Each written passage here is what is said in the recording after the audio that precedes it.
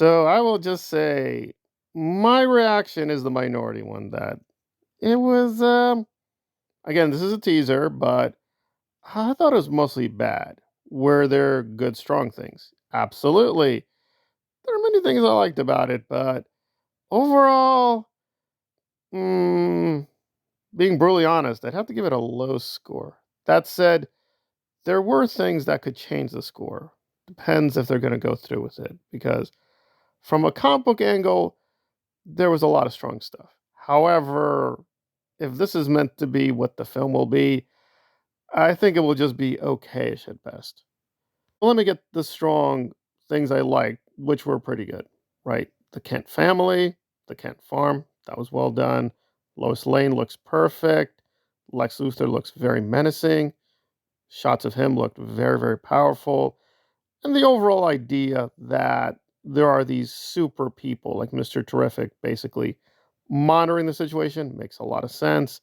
And of course, that shot of the little kid calling for Superman with the flag, that was very, very powerful. There are also nice subtle things with the sound design in terms of people yelling Superman, so on and so forth.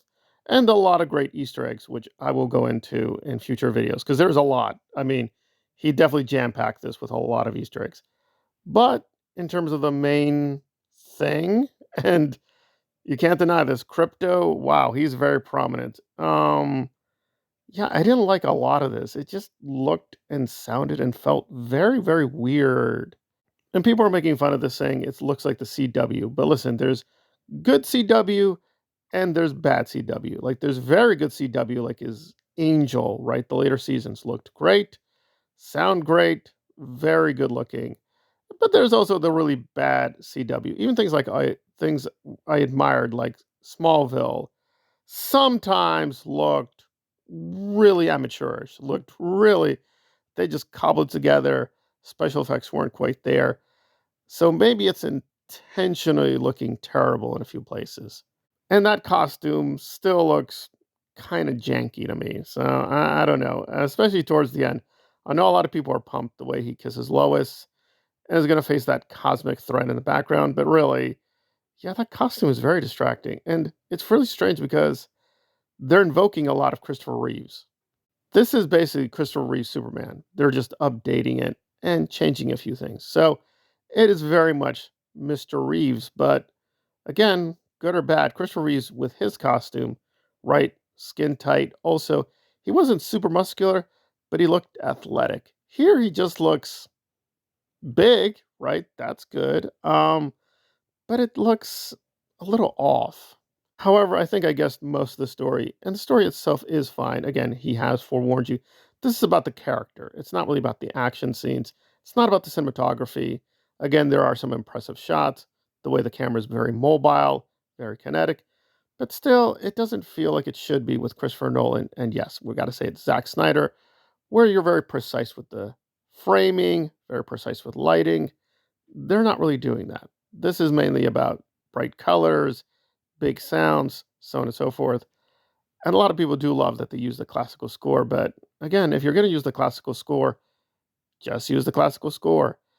But I do have to feel like the bad guy that we've done this already with Superman Returns.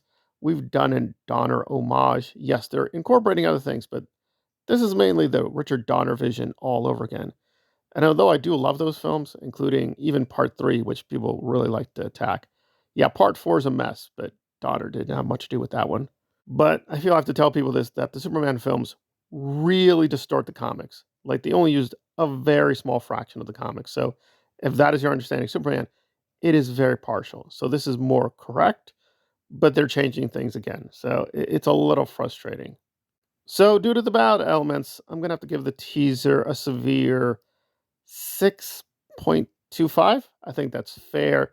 However, the references and the comic book elements would raise the score. So if you're a comic book reader, like in a hardcore Superman fan, there's a lot to be happy about. So I'd give that like a 7 out of 10.